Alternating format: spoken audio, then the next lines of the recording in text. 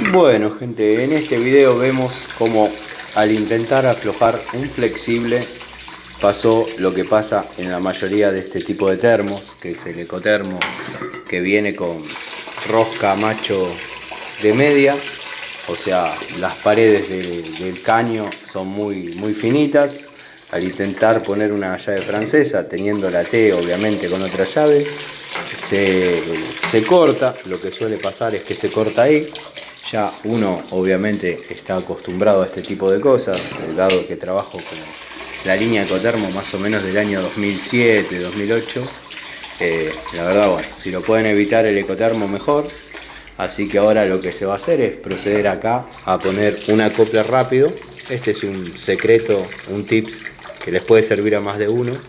Un acople rápido, un nipple, y volvemos a armar todo como corresponde. Obviamente por ahí no le pongo la T de alivio porque ya sería muy largo el tema y tendría que poner otro flexible. Pero bueno, vamos a intentar salvarlo con lo que hay, dado que bueno, es de un cliente, un muchacho amigo, así que nada. Bueno, de más está decirles que esto está completamente tapado, obviamente no circulaba el agua y ese fue el motivo por el cual se decidió desarmar. Así que nada, les mando un saludo, les agradezco el apoyo.